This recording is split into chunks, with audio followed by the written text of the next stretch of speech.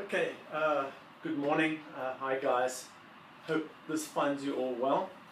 Today we're going to deal with the subject of TMDLs, and I'm going to provide a series. I think we're going to do 3 talks that deal with TMDLs, and the first one will specifically just kind of deal with the general background of TMDLs and look at the Clean Water Act and the process. But I wanted to sort of preface this. It's in the context. This is in the context of the Clean Water Act of 1977, what was known as the Water Pollution Control Act of 1972. And there were 2 provisions amongst others there. And one provision was for the permitting of point source pollution for non-point source, at least for it was the NPDES, National Pollution Discharge Elimination System, and the other one was for non-point source pollution, the total maximum daily load. And the TMDL under Section 319 of the Clean Water Act is really what we're talking about. So you often hear 319, well 319 is about, whenever you hear that word 319, it's about non-point source pollution. The other thing that happened was, and we'll talk about it a little bit later, but the NPDES permitting system was a roaring success because people were able to go after polluters or industries and cities that had pipes going into rivers and streams, and they were able to monitor both the flow and then the water quality in those streams, and were able to radically ratchet back and reduce the amount of stuff they were putting in the water. They made them put in water treatment systems, things like that. And what happened was that the TMDL system, Section 319, slowly just kind of faded away. And in the late 1980s, a number of citizens' action groups took the US EPA to court, specifically to do with, what's happened to TMDLs. Why don't we see them? And so, really, between about 1972 to about 1990, the only really, or late 1980s, the only really effective water control or water pollution systems that were in practice and in place was this whole NPDES system. And it was only from about the late 80s, early 90s that we really seriously started to look at non-point source pollution and how to fix it. Turns out that I think in the 70s they were very much more optimistic about their technology that would be available and how technology could solve the problems. And I think as you look as we go through this class and the next few classes, and then also look at kind of what's happened to the TMDL process in South Carolina, anywhere really, my sense is that it's kind of stalled and it's kind of beginning to crumble under the weight of the data and under its own weight. And we'll talk about that a little bit more. The book that I put online for you guys was a book by the National Research Conference, NRC, and they talked about TMDLs and especially this dilemma that they had, or not just a dilemma, but some of the problems they were having in implementing what seemed to be a very simple process that was laid out in this Clean Water Act. And now it became a lot more difficult. So that's really where we're going to go. And TMDLs really represented a return back to ambient water quality management. And ambient water quality management before the 1977/1972 Act was really how it worked, i.e. you check the water, the receiving waters, and if they're in good shape, then all is well. But if they're not in good shape, then you have to start looking at who's polluting. That's kind of difficult. So going back fundamentally, or in terms of two ways of monitoring water quality, they're complementary. They're not. They don't exclude one another. So you've got to have both really. And the one is this whole end of pipe situation. So there's your pipe. There comes your water, and you know you flow, and you know your concentration. And because of that, you can actually start monitoring and then regulating this end of pipe. So that is end of pipe or technical standards. And it's really good, really easy to be able to monitor this. And if you look at the improvement of water quality over the late 70s, 80s, 90s, it all really came from this end of pipe technology over here. We squeezed, rightly so, industries, we squeezed the municipalities and cities, and that's how things improved over time. And that was just your end of pipe technical standards, or effluent. Effluent standards is another word for it. And this was your NPDES system, National Pollution Elimination Discharge. National Pollution Discharge Elimination System. Very, very effective in terms of cleaning up our waters. And that kind of came after some of the outrages that we had. You may have heard of Love Canal or the Cuyahoga River in Ohio catching fire. And people eventually said, okay, we've had enough, something's got to change. Well, this guy over here in the Clean Water Act was responsible for all those. Section 303 and 319 dealt with this idea. 303 dealt with impaired waters, and Section 319 dealt with non-point source pollution. And there was this thing called total maximum daily load. And if you remember, we've talked about loads. What are loads? Load equals flow times concentration. Okay, so the idea was that you could fix a total maximum daily load if you knew the actual load. So a load, for instance, of a particular chemical, like, I don't know, phosphorus. Your load, the units would be in, kilogram per day of phosphorus or nitrogen or whatever, or it could be in pounds per day. Okay. So we're just saying that load is the total amount of that particular pollutant going down the stream in one day that stream can manage. And that load then is dependent on your ambient water quality criteria. So it goes back to that ambient water quality management. Remember, at the beginning of the class, we looked at the South Carolina DHEC regulations, R61, 68, and we had, the regulations for fecal coliform, for phosphorus, for nitrogen, and other contaminants as well.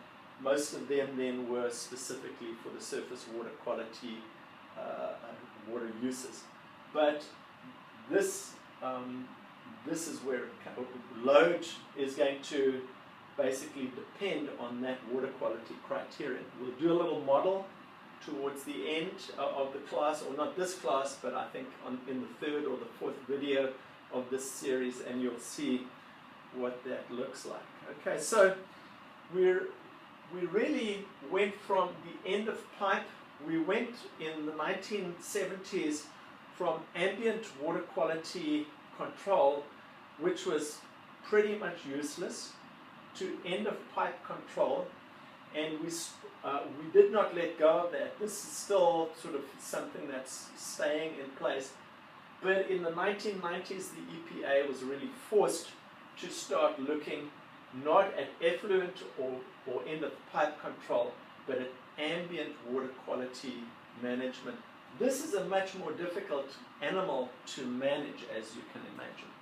Okay, so let's have a look at TMDL. Of course, was for streams, reservoirs, and estuaries, of course, and the ultimate goal was to meet of the TMDLs was to meet surface water quality standards.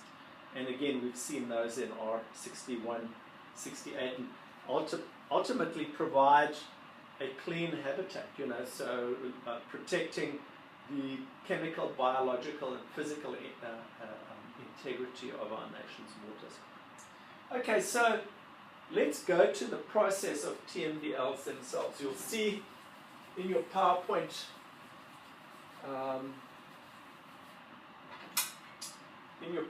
handout over there, the TMDL process follows several processes. The first part of the process, one, is identify all waters. Okay, the second part, determine designated uses. Right, designated uses. Okay, so we've talked about that before, designated uses and set standards. Okay, when we talk about designated uses, are we talking about recreation? Are we talking about aquatic life use? Are we talking about shellfish? So each one of those will have different criteria. For instance, shellfish harvesting would have a very different fecal coliform criterion to, say, recreational standards. Again, we need to know what our designated uses are, and then these guys were to set standards from those designated uses. Okay, 1, 2, and R61, 68 is really a product of some of those things. You then go ahead and list impaired waters. And this later came to be known as the 303D list, because Section 303D of the Clean Water Act talked about this list of impaired waters. So fair enough, that's pretty simple, right? Okay, and once you've done that, you start planning TMDLs.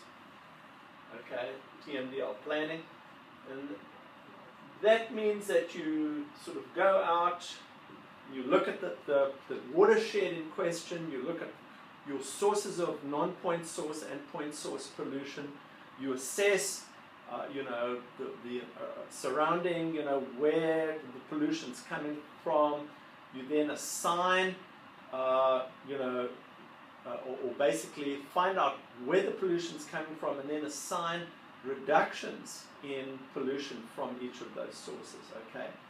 And then finally, you implement the TMDL. Well,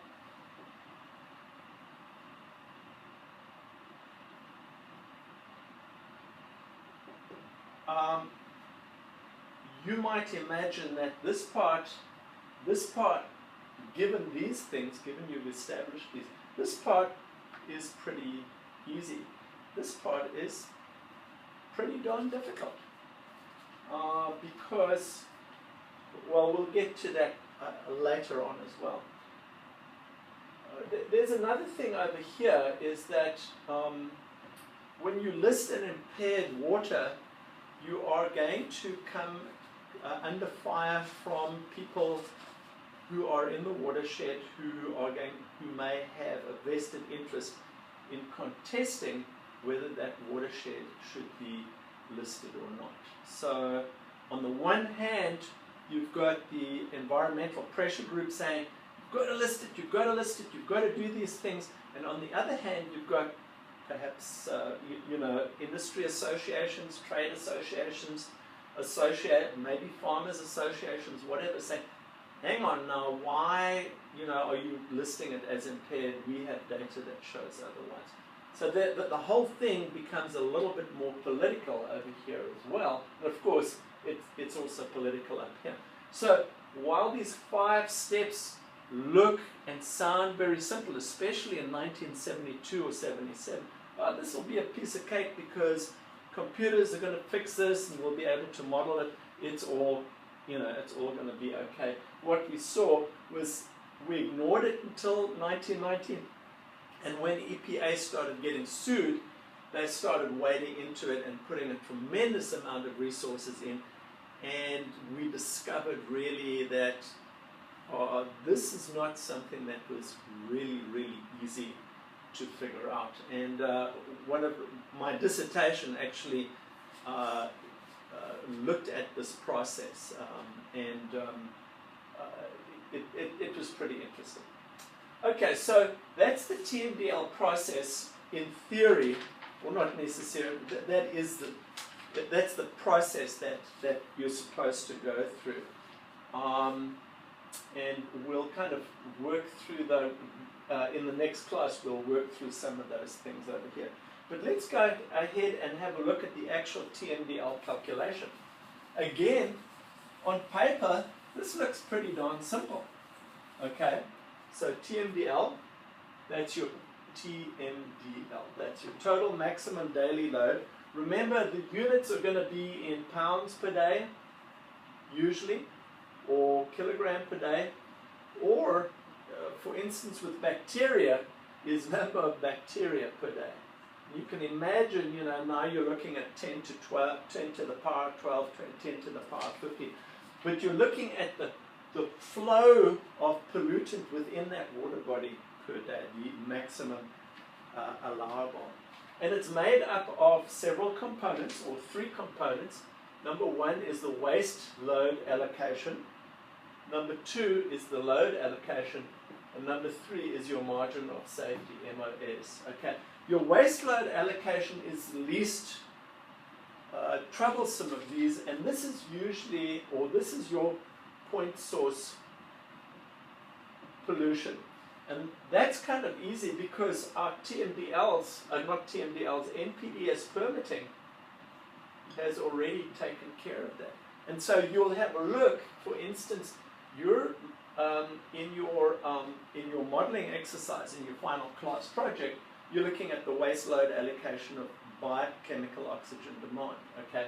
And so that is kind of what you'll be looking at there. It's real simple to handle, okay? Now, we also talked about things like sediment oxygen demand and that kind of stuff. That's your load allocation. This is non-point source pollution. And here it's kind of a lot more difficult to get a handle on because you're talking about a cow going into a stream and taking a dump. You're talking about wildlife, you know, maybe defecating in a floodplain, and then 2 or 3 days later we have a rainfall event and that fecal material gets washed in. If you remember, one of the characteristics of non-point source pollution that we discussed in the beginning was often related to weather events. It's not always the case, but it can be related to weather events. So in that case, your load allocation then can be a bit of a problem to figure out, and sometimes we have to kind of do it backwards. This margin of safety is a real interesting one, and it usually runs between, I don't know, 5 and 20%. And the margin of safety really says, look, we really cannot determine with great accuracy what these two things are going to be. So we're always going to leave this over here so that if something really bad happens, we've got a little bit of safety. So in theory, that's kind of the whole calculation that we try and run. Again, this over here, the TMDL is determined by the state water quality standards, specifically that water quality criterion for that particular pollutant. And that kind of is often going to be, in some senses, a scientific and political process that says, okay, well, 400 colony forming units per 100 mils are, you know, the acceptable standard. And why do we say that? Well, what we're assuming, for instance, in recreational water use is that and you read this as well, as your indicator bacteria concentration goes up, you are also going to experience an increase in illnesses per 1,000 for people exposed to that bacterial water quality, or that to those particular, not the indicator bacteria, but they're going to be an indicator of other pathogens around. So the scientific act over there, or the scientific part of it, is trying to determine a relationship between your water quality data, indicator data, and your illnesses. And for instance, you saw that in the study. The political part of that is to determine how many illnesses per 1,000 are acceptable. And again, that's going to be a very tricky and political thing. You know, for instance, in South Carolina, we've got recreational water quality standards in streams that I have monitored for probably 5 years, and I've never seen anyone actually dive in and swim in that water. So what does that tell me?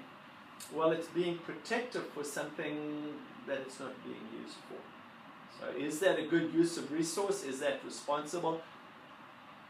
That's not really up to me as the scientist to figure out, but I can sort of talk about it. And that's a political process, that's a public process as well. And then you'll have people from, you know, the one side saying, you know, we need to have it at 150, you know, well, 150 CFUs per 100 mil is going to be, we can't even, you know, we couldn't achieve it even if we had no civilization at all. And other people are going to say, well, let it run to 1,000 because nobody's using it. So what is good? What's a compromise? So usually it's the way you can find out whether the regulatory body is doing a good job is if they're getting flack from both the protective people and the sort of the laissez-faire people. Okay, hopefully that explains some of it. That's your TMDL calculation per se. Again, conceptually extremely simple, but practically can become a nightmare. So you can see some of these criteria that the US EPA requires. It's got to be credible tools for data analysis. So you can't have any old data. You've got to have data that's collected according to a QAPP, a quality assurance planning and protocol. I think that's what it stands for. Your monitoring has to be in conformance with those quality assurance goals, because again, you can't bring in data that you can't really vouch for. Again, because that might lead to somebody making a case for not protecting the water or somebody overprotecting the water. Okay, remember, going back to the earlier part, water classifications would be for things like trout water, fresh water, things like that. And then the standards, water quality standards, if you'll remember, they not only have, they have narrative criteria and then also numeric criteria and these anti-degradation components of them. I've never understood anti-degradation components, but I do understand the narrative criteria. So, for instance, you'll see that example of the fecal coliform is quite a simple one, or, you know, it's a good example. Now, what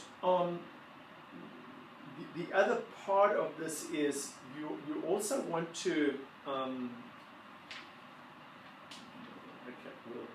think it deals with this a little bit later on. Okay, we'll wait until then. Okay, so what's the TMDL supposed to do? It's supposed to estimate the total amount of pollutant that can be assimilated by the water body without degrading it, okay? While still maintaining applicable water quality standards. So it's saying, how many pounds per day can I sort of put into this water body to the point that my water quality criterion, say of 400 fecal coliforms or 1.5 milligram per liter of nitrogen, is not exceeded, okay? What it does in our load allocation and waste load allocation estimates the relative amounts of input. Now, this is easy because we're measuring the stuff coming out of pipes. So unless the guys are cheating over here, we know what these things are, you know, to the nearest 5 to 10%. Estimating non-point source load allocations becomes a lot more difficult. Think about a rural watershed where you've got row crop farmers, where you've got dairy farmers, where you've got graziers, and you've got the city folk. And let's suppose, and this is an example which we'll use later on, it's the Bush River. You're saying, okay, well, we think based on our numbers and the amount of manure applied, it's X times 10 to the, or theta times 10 to the 12 fecal coliform per day are coming from here. And alpha times 10 to the 13 are coming from here. I'm running out of Greek symbols. Phi times 10 to the 12 coming from the graziers, and the city folk are producing, something times 10 to the 13. When you're making calculations like this, those calculations are very uncertain because where are you getting the data from? So you've got little models that you can try and apply, and the more complex your models, the more expensive it's going to become. And considering the fact that our government has limited resources, that's going to become a problem eventually. So we've got these allocations, but just think about the stakeholders in your watershed. What are the city folks going to say? They're going to say, well, how do you know it's 10 to the 12 or 10 to the 13? Those guys, those row crop farmers or those dairy farmers, have you really checked them out? Dairy farmers are going to say, no, it's these guys or these guys. And the burden of proof then lies on the investigator, on the person who's preparing the TMDL plan to really say what this is. But part of that plan then is to say, okay, well now these guys have to reduce their input by 20%, 15%. And again, you'll see that on Bush River. And the kicker over here is that there's no regulatory way of enforcing that. You can apply grant money for best management practices, but you can't go to, say, 15 dairy farmers in a watershed and say, hey, you'll fix that problem. They're going to say, you and what army? You and what regulators? Okay, they deal enough with regulators, and they're probably likely to chase you off their land. So TMDL, unfortunately, doesn't have any teeth like the NPDS permitting system, because you can't say you have to put in a riparian buffer. I think you're going to get into some serious trouble from a constitutional standpoint.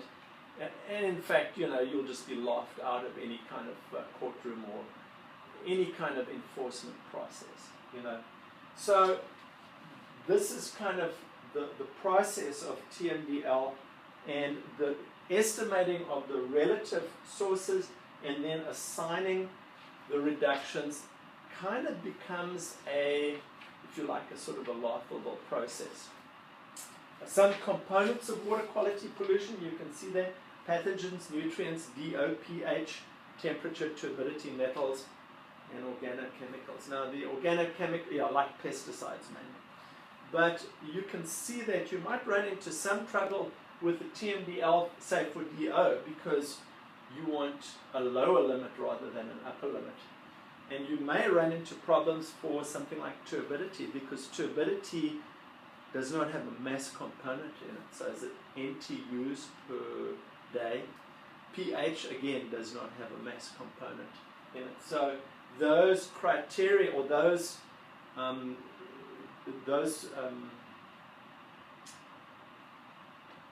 chemical measurements, if you like, have a slightly different way. People have to handle them slightly different. And you'll see in the Bush River TMDL, 10 to the 13 fecal coliforms per day. Once you get to above 10 to the 6, 10 to the 7, 10 to the 9, those numbers are just astronomical, and become almost incomprehensible as far as I'm concerned. Maybe you can count to 10 to the 12. I certainly can't. I think the take-homes for this introductory sort of session that we're talking about in TMDLs are that TMDLs, the concept and the initial concepts and ideas in the law were relatively simple. The NPDS permitting system, because it was so easy to do, you knew exactly who owned which pipe which was coming out. You could measure the concentration and the flow. You could therefore begin to monitor that and regulate that. You could not do that. You can't do that with somebody taking his dog for a walk in the park. You can't do that with a guy grazing his cattle on the field on his own property. So there are many, you can't do that with a guy putting 10 times more nitrogen out on his grass to make it look greener than his neighbors. You can't do that because you can't tell a person what to do on his own property. So TMDLs, in theory or in concept, were very, very simple. In practice, extremely difficult to implement. So we're going to have a look on the next one, on the next class, looking at water body assessment, listing and delisting, and then we'll look a little bit at water quality monitoring as well.